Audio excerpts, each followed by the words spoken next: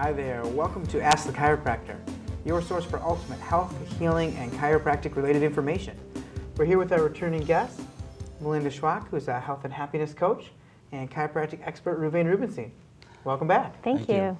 Last time you guys were here on the show, we talked about some little things that someone can do at home or out and about to improve their health, improve their overall health one step at a time and a little bit at a time.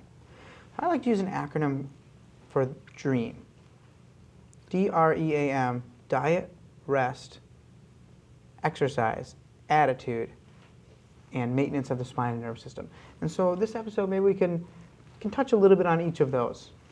So let's start with the D, with dietary, and talk about some things that people can do, some simple things they can do without having to go and redo their whole kitchen, get rid of every single thing, stop every eating habit they have, where they can just start a little bit at a time. That's great. And people always ask me, what can I do to change my diet? And it's really simple. They can just add more fruits and vegetables. Really, and pick your favorites and add them to your diet. And then pick some that maybe you don't know about and try a new recipe. Add them to your diet. That's that simple. That's great. I like to talk to people about very similar, I'd say the addition rule. Instead of subtracting all the bad stuff, start slowly adding good stuff, and people will be less likely to have the bad stuff down the road. If every single morning you have a donut and coffee, every morning, donut and coffee, donut and coffee. Well, now try donut and coffee and apple. Donut and coffee and an apple. And eventually, you may say, half a donut, coffee and apple. Now, just apple and coffee. And a little bit at a time, start adding more and more good foods as opposed to start subtracting bad foods. Because if you're neglecting yourself of things you want, you're then more likely to break that. If you're just adding things, it's a little easier to do for people. Oftentimes people ask me, why do I always sabotage myself? And it's really just that. They have been denying or depriving their body of things that they really still want. And they could have easily just added good things and still had a little bit of the things that they love that may not be so good for them, but they will see tremendous health benefits from doing that. And that's you see people on the dieting roller coasters. They do this diet, they keep it until they hit their goal of a certain weight, and then boom, back off. Yeah. It takes a very short amount of time to get exactly right back where they were, and then they do the same diet again. Instead of doing that, I encourage people to just live healthier in general. Start with little things, add in healthier foods, and just constantly live as healthy as they can, but still reward themselves. They can still have vacation from eating healthy, and it's okay to have some things sometimes. Yeah, I like to call them the fad diets. Every month there's a new diet, and everyone jumps on the bandwagon and says, "Oh, I'm going to do this diet," and then they lose weight, and then they get off of it, and it all comes back. So it's best to look at what's best for yourself, and not what your neighbor's doing, not what your friend's doing. I mean, not every diet works for everybody. So I would say absolutely just adding a few more fruits and vegetables. And stop eating when you're full is another big thing that I think is. That's great. Just because the portion's that big doesn't mean you have to finish it. If your body's telling you you're full, there's a reason.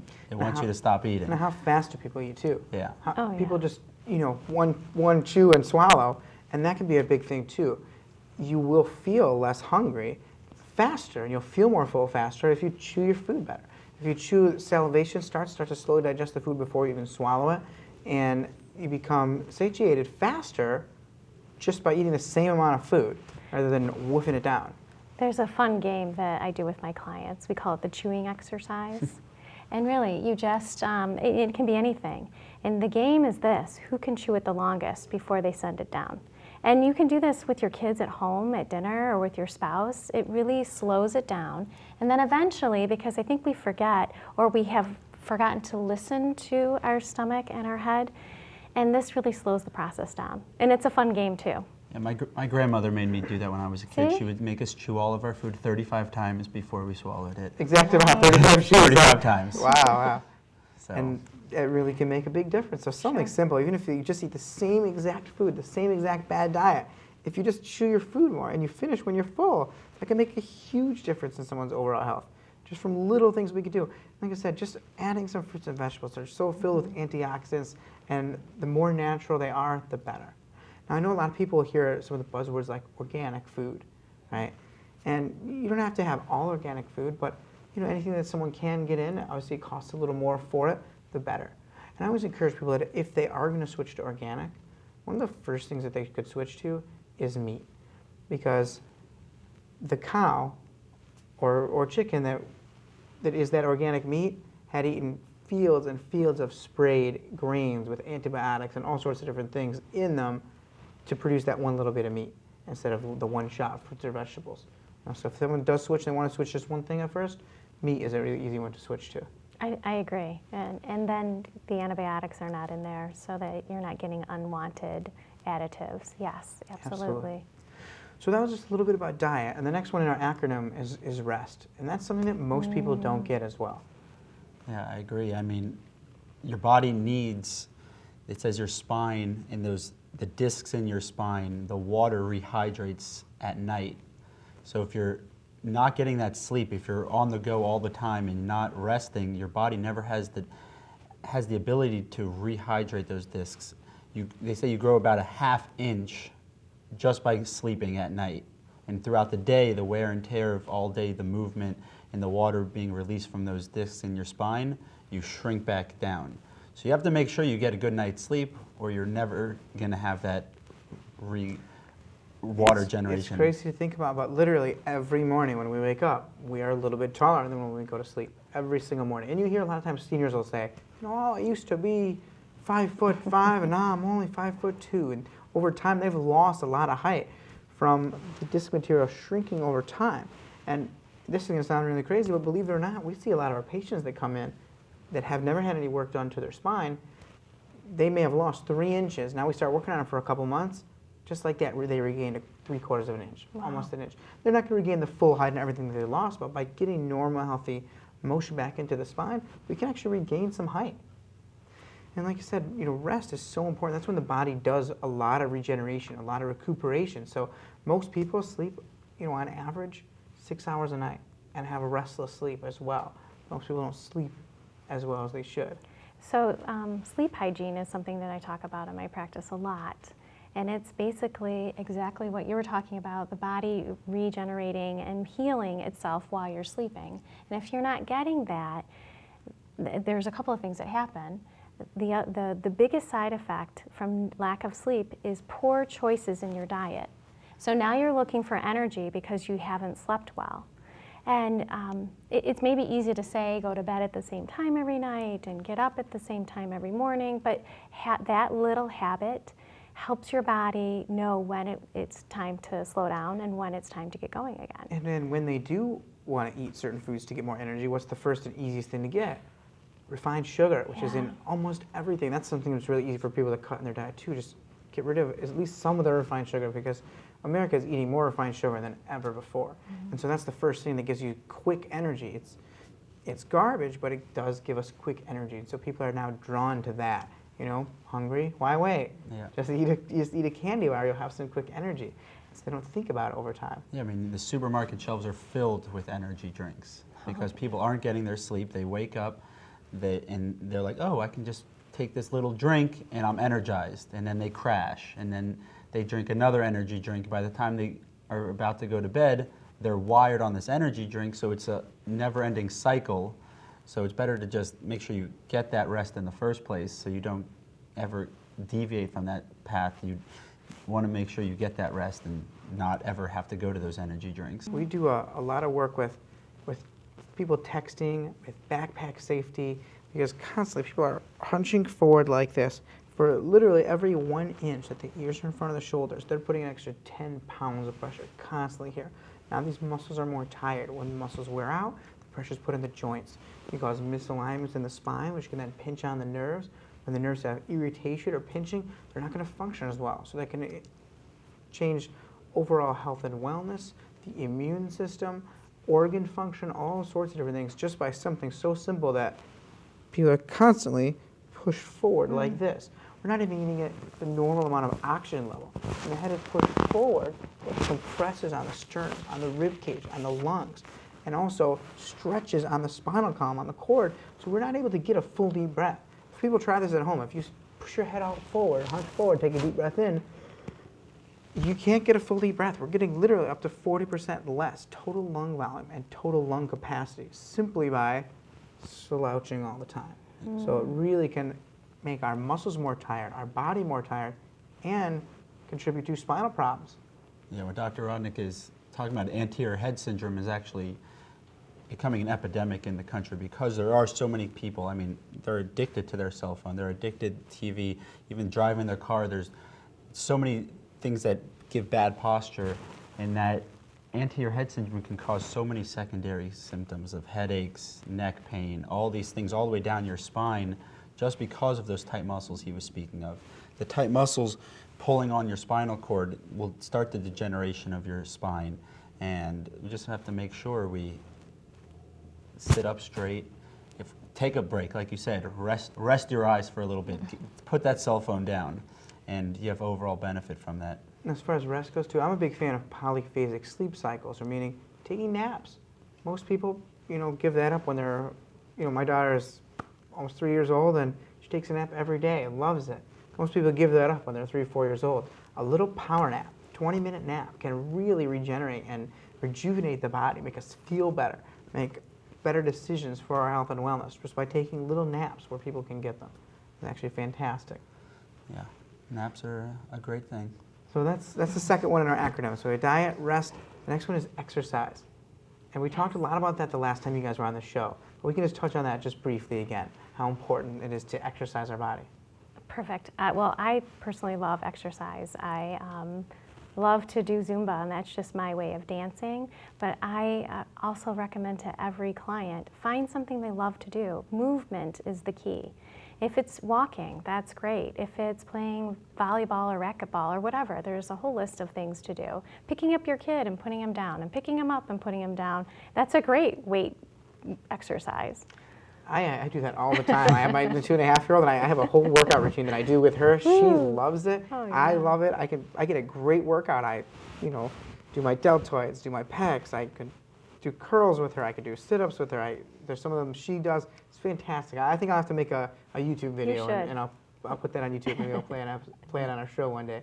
But some simple things like that can be great and even fun to do with family. Yeah, exercise, I mean, some people are scared to go to the gym. They're like, oh, I don't have time.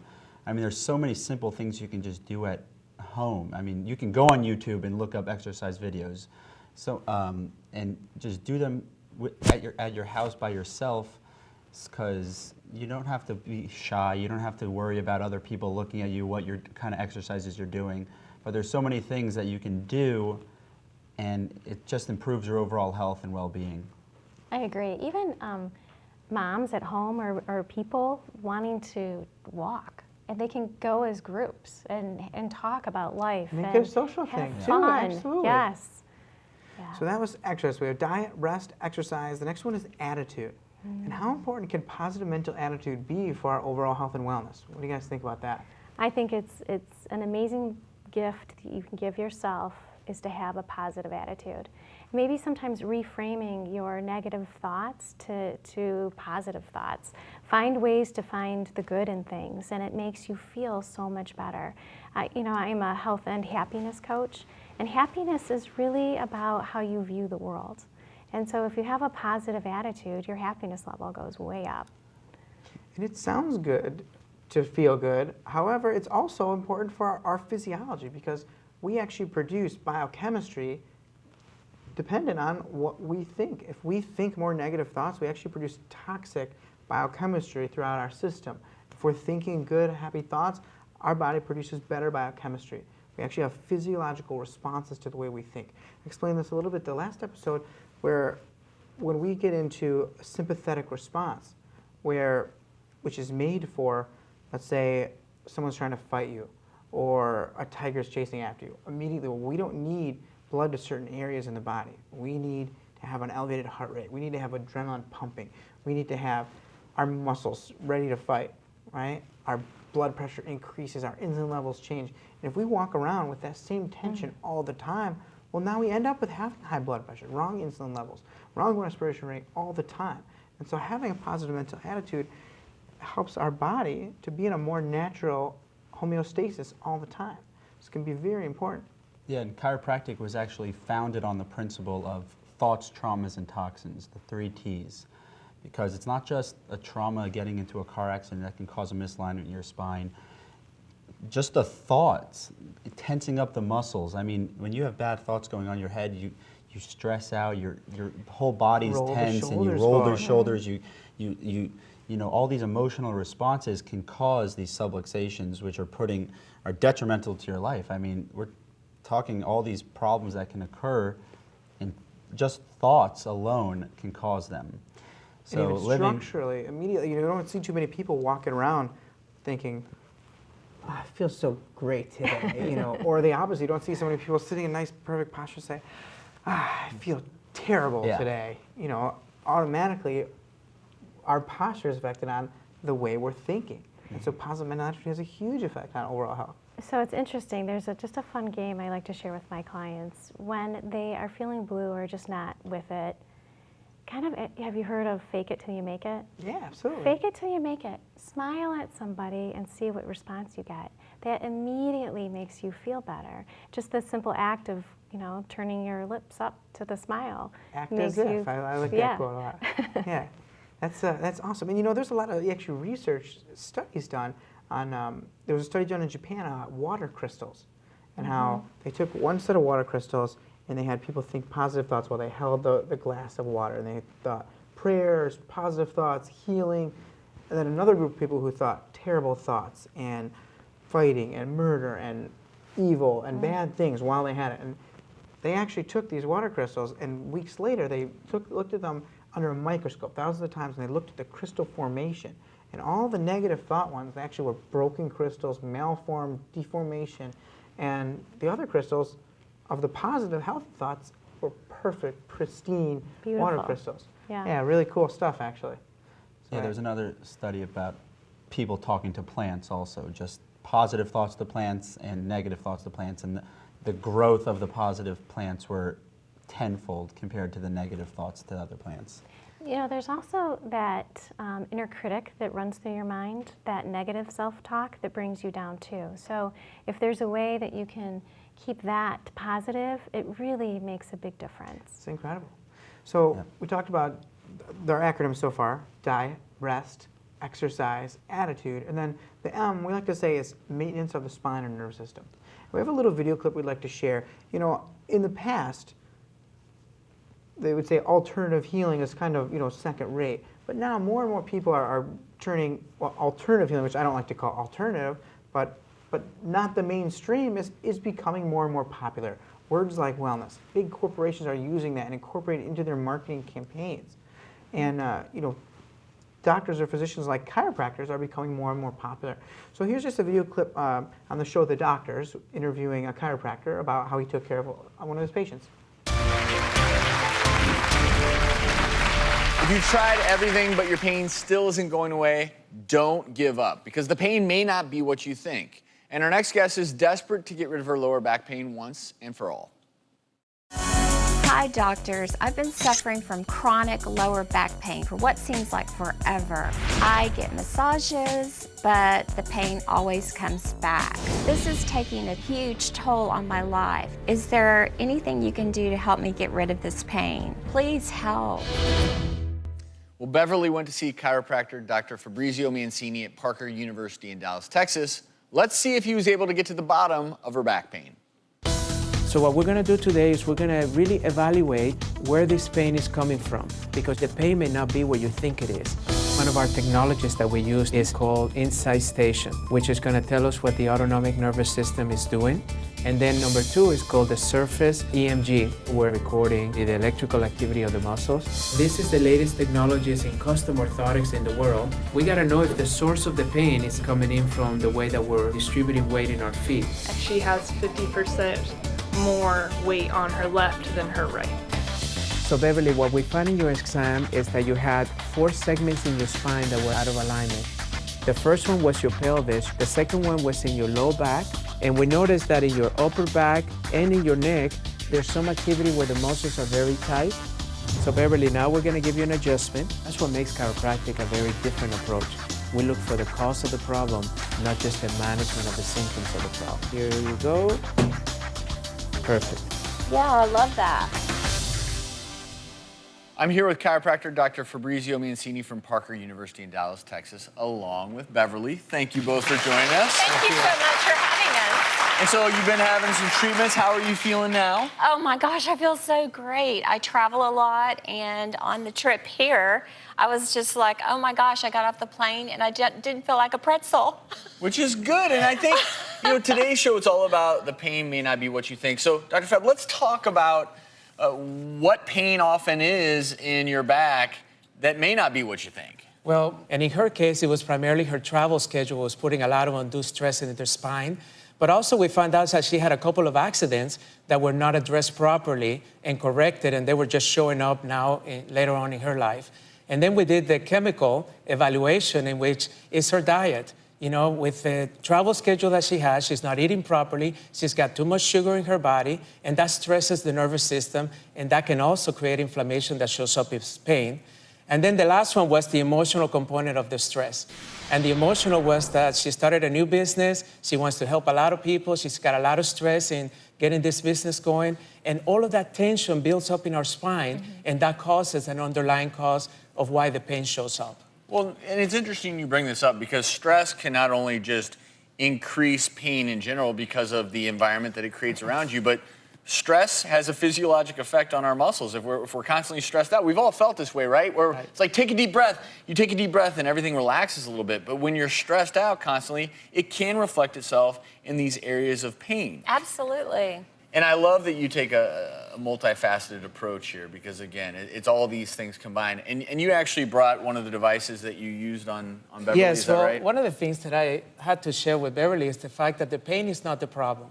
The problem is the fact that the body communicates through the nervous system, and it just lets us know that there is a problem inside. But the pain itself is not the problem. And when we see the animation of the nervous system, we see that the pain travels all through the brain, throughout the whole spinal cord, and it shows through all the impulses that are communicating back and forth from the body to the brain and the brain to the body. But I also know that there's so many individuals, so we're trained to actually find the cause of that problem, which we call subluxations, which are the misalignments in that, and then we just correct it. And I know that there's some people that are afraid to go to a chiropractor because sometimes they see that the noise that is produced after an adjustment is a little bit scary. But what I did with Beverly is also I introduced this unit that is called an activator. And it's a very simple unit that has a very little rubber end. And then we just went to the little segments in her spine, just like that. And that allowed me to correct the misalignments and the subluxations, and that's what gave her the relief that she now has. Because the cause of the pain was not necessarily in her back. Actually, in our exam, we found out that most of her cause was coming from her upper back and her neck and some of the other stresses that we found chemically and emotionally.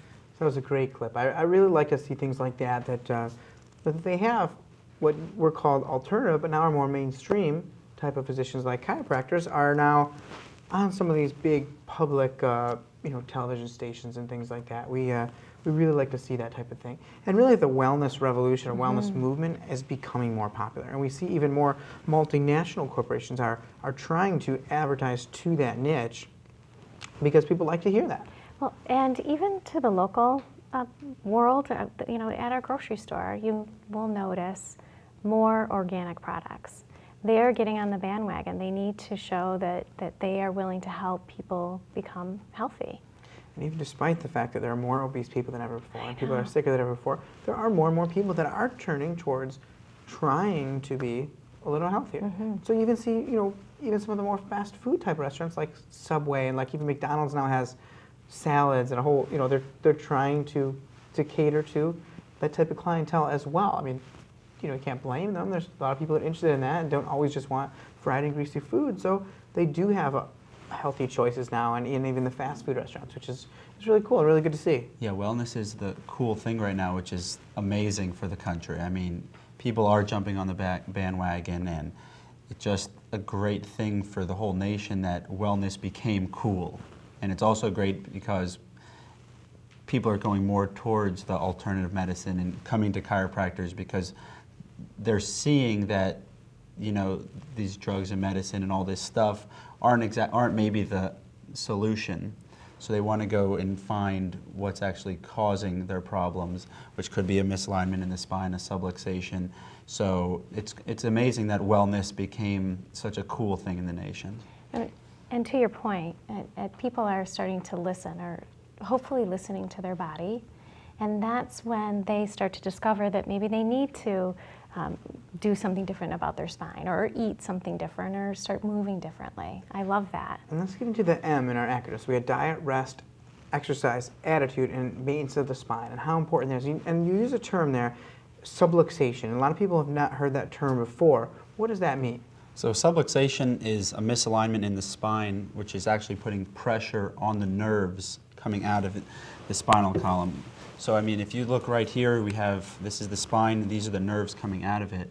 So if you do have a subluxation or misalignment in your spine, it's actually putting pressure on those nerves coming out of the spine, which these nerves control all function. For me to be able to hold this spine right here in my hand, it's because the nerves are functioning properly. If there was some type of interference going out of the spine into those nerves, I may not be able to hold it. I may have weak grip strength. Those nerves also go not only to your muscles and ligaments, but to your vital organs. For your heart to beat, your lungs to breathe, and your digestive system to digest is because there's no interference in these nerves. So if you did have interference in those nerves leading to those organs, I mean, we're talking about silent killers could happen. So making sure that you are subluxation free, that you don't have a misalignment in your spine, so that your nerves are free flowing with no interference, is for overall health and well-being of the body. It's really amazing how the body works. So we have trillions of neural or mental impulses constantly traveling from the brain, that's the master control center, through the brainstem, down the spinal cord, out 31 pairs of individual nerves to control and regulate every single function of the body. And that's why it's so important to keep it healthy. I always like to use the analogy that the spine is basically the body's fuse box. Everything's lined up, all the breakers are centered, all the power can flow through those wires to all the different rooms of the house. If any of those breakers are blown, or the vertebrae are misaligned or subluxated, that can occlude the foramen, which are the holes where the nerves come out, basically pinch off those wires, just like a fuse box in your house. And I like to tell people, I think of myself as an electrician of the human spine and the human body.